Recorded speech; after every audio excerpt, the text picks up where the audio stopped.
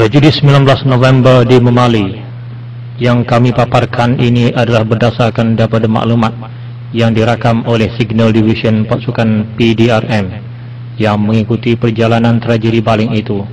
Status maklumat rahsia.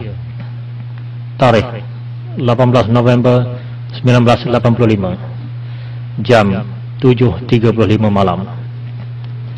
Berpusat di kem pasukan polis hutan Sungai Petani Kedah seramai 3.600 anggota polis terdiri daripada pelbagai bahagian termasuk Federal Reserve Unit Pulau Pinang, pasukan Senoi Perak, anggota polis beruniform, Komando 69 sudah bersiap siaga untuk menerima arahan.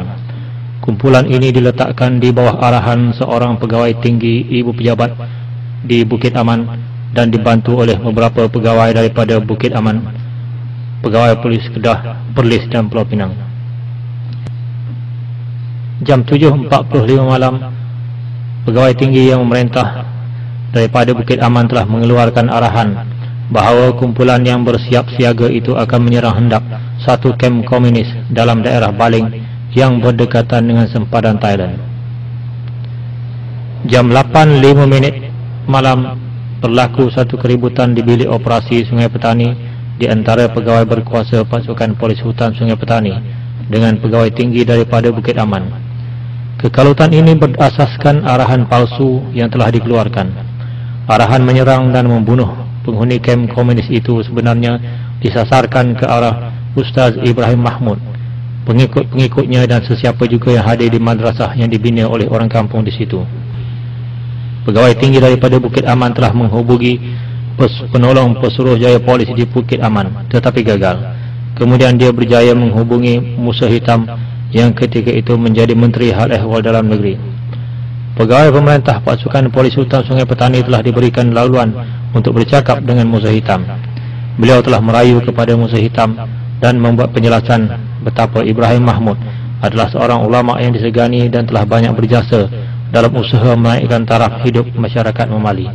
Tetapi akhirnya diketahui juga Musa Hitam telah memberikan arahan agar serangan itu tepat jam 12.30 malam. Pegawai pemerintah daripada Bukit Aman telah menerima arahan terakhir mengenai operasi hapus.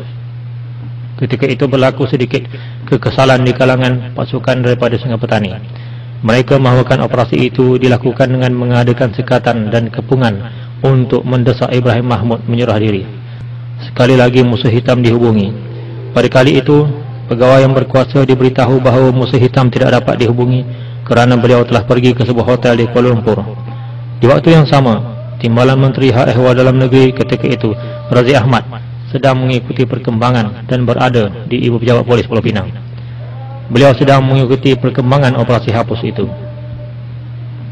Tidak berapa lama kemudiannya, Musa Hitam telah menghubungi pihak polis dengan suara yang seolah-olah marah dan rasa terganggu. Musa tidak banyak bercakap, cuma mengeluarkan perintah untuk melakukan operasi penghapusan, walaupun ia bermakna menyerang seluruh negeri Kedah. 19 November 1985, jam 1 pagi, 3.600 anggota polis bersama pegawainya telah tiba di kampung Memali. Mereka lengkap bersenjata automatik dan tiba dengan kereta perisai. Mereka mula mengepung kampung itu. Ketika itu, Musa Hitam masih lagi berada di hotel kerana dia tidak dapat dihubungi. Semua urusan komunikasi dilakukan pula dengan timbalannya yang berada di Ibu Pejabat Polis di Pulau Pinang. Kebanyakan anggota polis yang tiba di kampung Memali itu masih lagi beranggapan mereka akan menyerang sebuah kem komunis. Itulah maklumat yang diberitahu kepada mereka oleh pegawai tinggi daripada Bukit Aman. Jam 8.15 pagi 19 November, setelah mendapat kelulusan Timbalan Menteri Hak Ehwal Dalam Negeri, pegawai pemerintah operasi telah memberi arahan agar dua kereta perisai mula menyerang rumah Ibrahim Mahmud. Hanya Allahu Akbar yang mampu mereka ucapkan sehinggalah nyawa hilang dari badan. Ramai yang mati sedangkan ada juga bilangannya yang cedera teruk sahaja. Beberapa orang anggota komando telah menyerang Ustaz Ibrahim. Beliau telah melawan mereka dan membunuh salah seorang yang menyerangnya. Tetapi beliau terkorban akhirnya. Ibrahim gugur dengan genggaman tangannya yang berkepal ke atas, sedangkan mulutnya masih lagi melaungkan Allahu Akbar. Seorang pegawai polis meluru ke arah Ustaz Ibrahim yang sedang rebah lalu memangku tubuhnya ke atas ribaannya. Setelah itu baru datang isteri Ustaz Ibrahim. Ketika itu kedengaran suara Ustaz Ibrahim berkata, "Alhamdulillah kerana telah mengorbankan kami ke jalan mati syahid." Jam 12.13 tengah hari, serangan pihak polis ditamatkan. Mereka yang ditangkap telah disungkup dengan karung guni. Beberapa anggota Komando 69 telah dilihat menendang badan yang terbujur itu untuk menentukan mereka sudah mati. Ada pula yang terus menembak mereka lagi sambil berkata, "Pergi jahanam dengan Islam." Jam 1.05 tengah hari, pegawai pemerintah operasi telah membuat laporan kepada Ibu Pejabat Polis Pulau Pinang dan juga kepada Musuh Hitam di Kuala Lumpur. Musuh Hitam mengarahkan agar semua orang kampung ditangkap untuk menahan agar rahsia operasi itu tidak terdedah. Jam 3 petang, kerja-kerja menangkap saki-baki orang kampung dilakukan.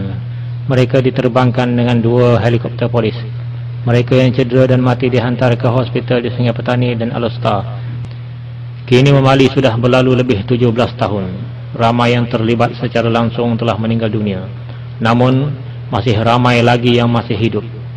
Antaranya ialah bekas timbalan Perdana Menteri sendiri, iaitu Datuk Musuh Hitam, Razif Ahmad, bekas timbalan Menteri Dalam Negeri. Dan yang paling penting ialah Perdana Menteri ketika itu masih hidup sehingga sekarang.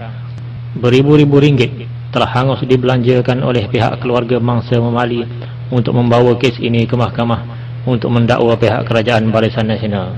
Tetapi kes ini tidak pernah dibicarakan walau seminit. Malah dari tahun ke tahun kes ini telah ditangguhkan.